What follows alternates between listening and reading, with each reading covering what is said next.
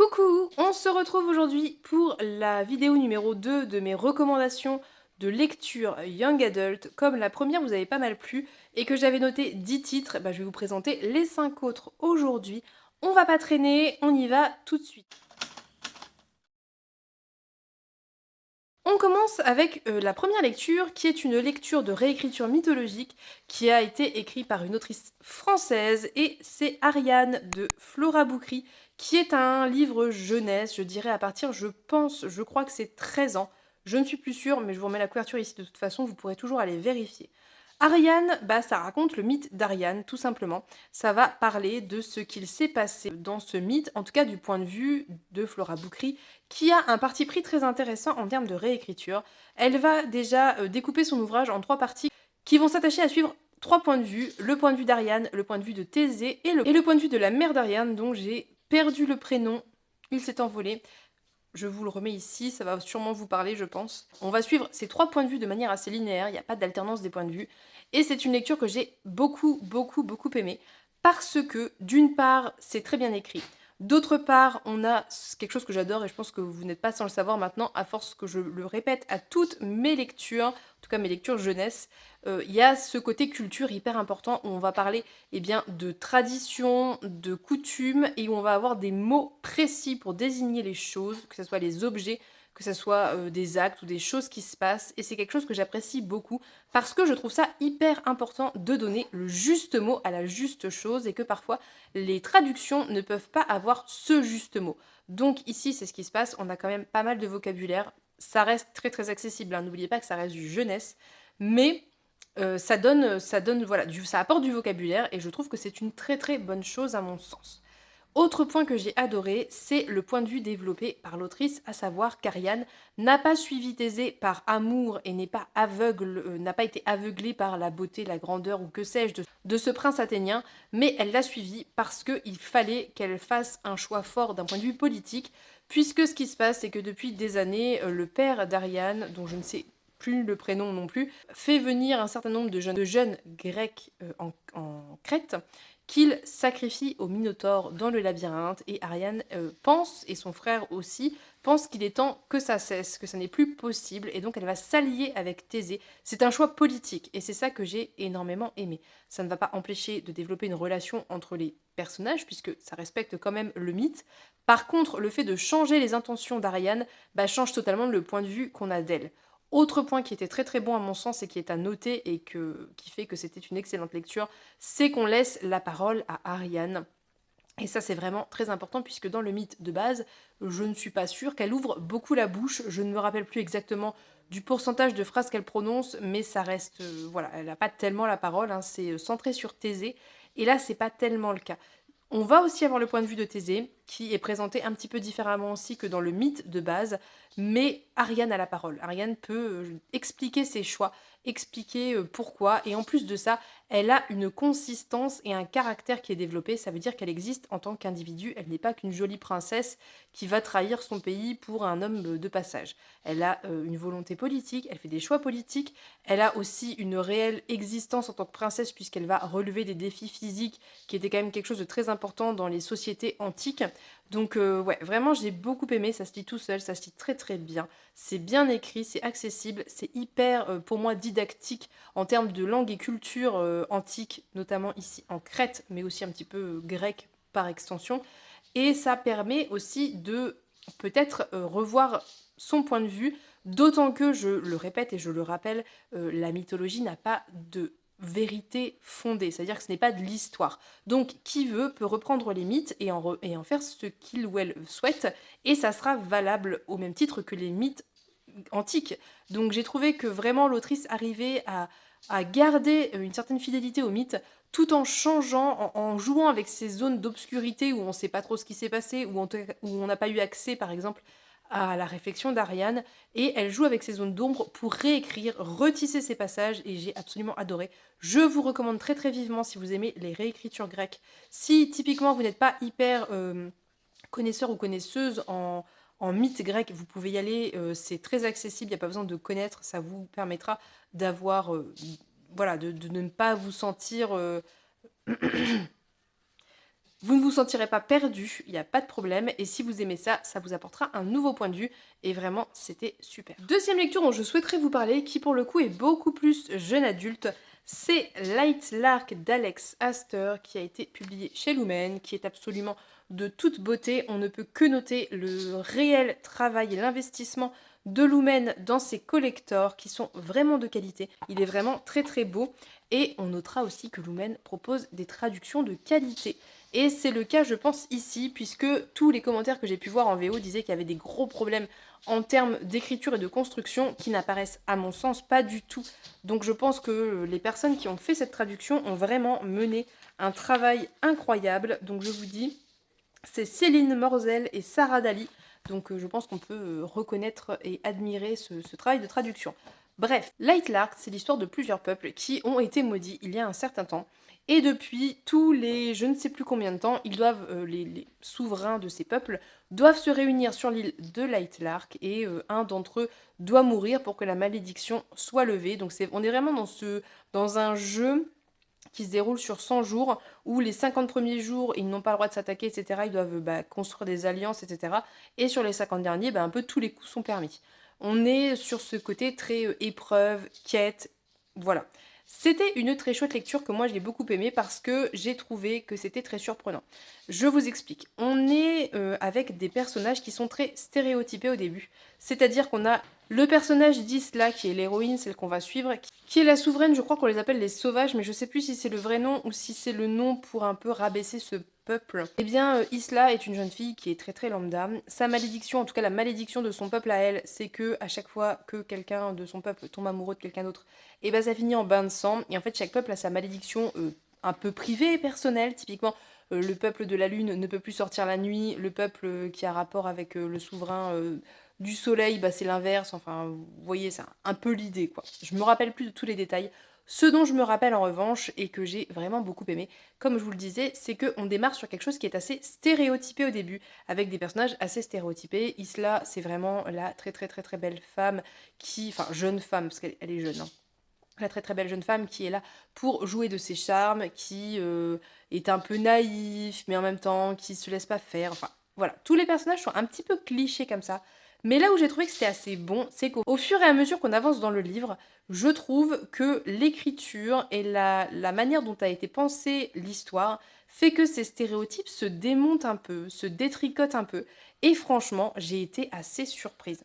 On va avoir le typique triangle amoureux, mais je vous laisserai découvrir parce que ça aussi, qui était quelque chose qui m'agaçait un peu, et au final, voilà.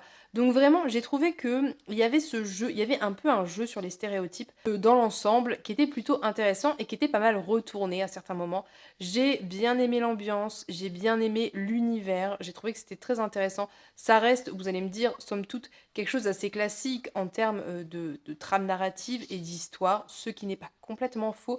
Mais pour moi, c'est quelque chose qui fonctionne très bien. J'aime beaucoup le côté épreuve, j'aime beaucoup cette espèce d'incertitude dans lesquelles les personnages sont plongés. Et surtout, je peux vous dire que quand vous lisez ce livre, ne soyez sûr de rien parce que rien n'est aussi simple que ce que ça peut sembler au début. Il y a quand même pas mal de retournements de situation, il y a quand même pas mal de révélations. Franchement, c'était une lecture qui m'a très très très agréablement surprise, que j'ai beaucoup aimé, que j'ai trouvé très sympa. Je dirais pas que c'est un gros coup de cœur parce que c'était pas le cas, mais ça reste une très chouette lecture, vraiment. Je vous conseille de le tenter. Si vous avez envie de tenter du young adult, peut-être parce que vous en lisez pas beaucoup, ça peut très bien fonctionner parce que vous êtes peut-être un petit peu plus éloigné des stéréotypes du genre, enfin en tout cas du genre, des stéréotypes du genre de la fantasy young adult. Donc ça peut très bien fonctionner. Ne vous attendez pas à quelque chose d'adulte, c'est pas du tout le cas, ça reste du young adult, ayez les bonnes attentes vis-à-vis de l'ouvrage, mais ça peut agréablement vous surprendre. Et si vous aimez beaucoup le young adult, peut-être que au début vous allez trouver ça très cliché, mais peut-être aussi que par la suite vous allez être aussi agréablement surpris que moi. En tout cas, moi qui ne suis pas forcément la plus grande lectrice de young adult qui soit au monde, j'ai vraiment apprécié. J'ai trouvé qu'il y avait des trucs très intelligents, j'ai trouvé qu'il y avait des véritables réflexions par rapport à certaines choses, et j'ai trouvé que le personnage principal, malgré tout, évoluait et ne restait pas figé dans ses certitudes, ses connaissances, ses habitudes, et ça c'était très très chouette. Bref, lecture que j'ai pas mal appréciée, que j'ai lue en lecture commune avec Pénélope, objet livre absolument magnifique. C'est un livre que je relirai quand le 2 sortira et que évidemment je me le procurerai. Je relirai celui-là parce que vous avez vu, j'ai pas plus forcément tous les noms, j'ai plus forcément, toutes les intrigues secondaires parce qu'il y en a quand même pas mal aussi des intrigues secondaires qui sont très, très chouettes et je serais ravie de le relire, d'autant que ça se lit vraiment très bien, ça se lit tout seul. C'est vraiment si vous avez envie de quelque chose qui se lise vite, qui se lise bien, où il y a quand même un univers qui est relativement bien construit, pas forcément extrêmement développé, mais suffisamment pour que ça soit agréable, avec pas mal de personnages, d'enjeux, de complots. Tentez-le, ça peut être une bonne découverte et une bonne surprise, je pense. Autre livre dédié jeune adulte dont je voudrais vous parler, c'est Nos jours brûlés de Lorne Fassou, qui est un ouvrage publié chez, je crois que c'est Albin Michel, il me semble. Moi, je l'ai lu en numérique, donc je ne sais plus, mais il me semble que c'est chez Albin Michel. Et je crois que le 3 vient de sortir. Donc c'est une trilogie de mémoire. Et dans Nos jours brûlés, on suit une jeune femme qui vivait avec sa mère en France. Et il y a eu, en gros, une espèce de fin du monde où le soleil a disparu. Donc il n'y a plus de soleil, il n'y a que des journées qui oscillent entre noir très foncé et un petit peu gris, en gros. Et donc la jeune femme est partie vivre avec sa mère chez ses grands-parents en Belgique, jusqu'au jour où le père de cette jeune femme lui écrit en lui demandant d'aller dans une cité cachée qui est un peu mystérieuse, mystique, qui est un peu une légende. Donc c'est en Afrique centrale ou en Afrique de l'Ouest, je ne sais plus. Mais sans lui dire exactement où ça se passe. Mais en gros, il lui dit que si elles peuvent faire revenir le soleil, mais pour ça, il faut aller là-bas. Et voilà. Donc la jeune fille part avec sa mère en road trip, hein, très concrètement, dans un monde un peu post-apocalyptique, donc potentiellement très très dangereux pour deux femmes, et elles partent à travers l'Afrique centrale et l'Afrique de l'Ouest pour essayer de retrouver cette fameuse cité. Et très rapidement, la jeune femme, elle va se retrouver seule pour X et Y raison, et elle va découvrir plein de choses, et je vous laisserai découvrir la suite. C'est un roman que j'ai trouvé extrêmement original parce que on est déjà avec uniquement des personnages racisés, ce qui change et qui fait vraiment le plus grand bien.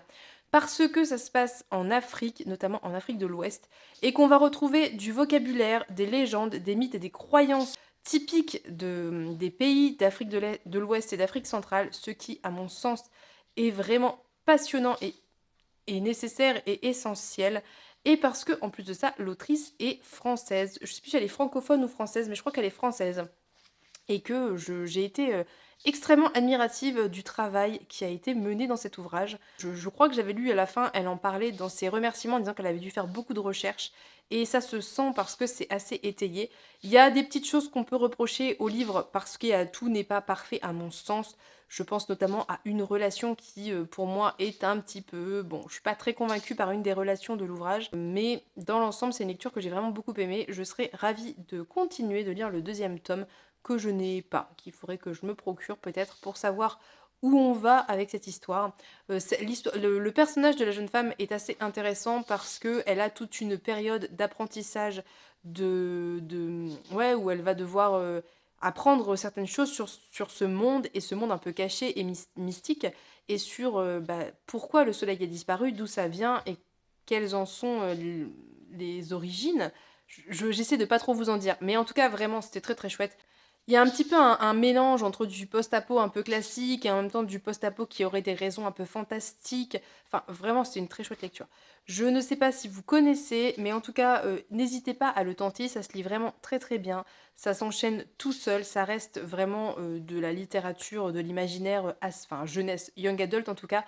Et j'ai été totalement embarquée dans ces mythes, ces légendes, cet univers totalement différent de ce à quoi on a l'habitude. Le livre que j'aimerais vous présenter, c'est la trilogie, du coup on part sur la trilogie puisque je l'ai fini, de Vampiria de Victor Dixon, donc la première trilogie, la deuxième s'appelle Vampiria America, mais ça j'ai pas du tout commencé et je ne sais pas si je le ferai. Vampiria, c'est une trilogie qui se passe dans une espèce de monde un peu uchronique, entre guillemets, où on imagine que Louis XIV, au moment où il aurait dû mourir, eh bien, il a été transformé en vampire, transmuté en vampire. Et du coup, depuis 200 ou 300 ans du coup, c'est lui qui règne sur la France, un peu sur l'Europe de manière plus ou moins détournée, et on vit une ère de ténèbres, hein, puisque il a transformé, vous imaginez bien qu'il n'a pas voulu rester tout seul, et que tous ses grands nobles, son entourage, etc., a été transformé en vampire. Donc on vit dans cette espèce d'univers assez métaphorique, et très intéressant d'ailleurs d'un point de vue métaphorique, où finalement le commun des mortels paye son impôt en sang frais, Donc il y a des prélèvements qui sont organisés tous les X temps, et cetera, un certain taux en fonction de l'âge, et cetera, et cetera, et en échange, les vampires sont censés protéger le peuple. Donc vraiment, vous voyez, on a typiquement cette métaphore, très, très bien menée. D'ailleurs, il y a plein de petits passages comme ça où l'auteur, lance des petites piques vis-à-vis de certaines choses, un petit peu politiques comme ça, que moi, j'ai trouvé très subtiles et très, très bien menées, que j'ai beaucoup aimé. On va suivre le personnage d'une jeune femme qui, au tout début, voit toute sa famille se faire massacrer parce qu'ils sont soupçonnés d'être des traîtres. Elle vit dans une famille où le père était apothicaire et en gros, on les soupçonne de faire partie de la fronde du peuple. Et elle va du coup s'enfuir, elle va se cacher et surtout elle va se grimer en noble pour essayer d'infiltrer Versailles et bah, de se venger, de mener sa vengeance. Je ne vous en dirai pas plus, je vous laisserai découvrir. Vous imaginez bien que je vous parle des 100 premières pages, peut-être à peine du premier tome, et qu'il y en a 3, donc il se passe pléthore de choses. On va totalement changer, on va être à Versailles dans le premier, plutôt sur Paris dans le deuxième, plutôt en Outre-mer dans le troisième volume, sur un navire. Donc vraiment, il se passe beaucoup, beaucoup de choses. Le point commun à tous ces tomes, c'est que ce roi qui a la main mise sur tout ce qui se passe quasiment de manière mondiale, qui est toujours un peu présent partout, et notre personnage qui s'appelle Jeanne, qui essaie de mener à bien cette fameuse vengeance, et c'est pas forcément facile parce que le roi est très bien entouré, et parce que beaucoup de choses vont se mêler à tout ça, et notamment des amitiés, des inimitiés, voire des haines, voilà. Dans l'ensemble, c'est une trilogie que j'ai beaucoup aimée. Je la trouve très accessible, je la trouve très bien menée. Comme je vous disais, il y a vraiment une lecture en sous-texte que j'ai trouvée extrêmement intelligente, que j'ai trouvée à la fois suffisamment présente pour pouvoir la sentir, mais suffisamment bien dosée pour que ça ne prenne pas le pas sur l'histoire et sur la trame narrative. Donc c'est vraiment une très chouette lecture. J'ai beaucoup aimé le 1, j'ai un petit peu moins aimé le 2, j'ai beaucoup plus aimé le 3. Après, c'est propre à vos goûts. Il y a des personnes en commentaire qui m'ont dit qu'ils avaient préféré le 2 parce que ça se passait à Paris, etc. Donc c'est vraiment totalement subjectif, ça c'est vraiment qu'une question de goût. Mais dans l'ensemble, sachez que Victor Dixon a une plume de qualité, a une plume qui se lit toute seule. Il y a un côté très page-turner, quand on commence, c'est difficile de s'arrêter parce qu'on a envie de savoir où ça va.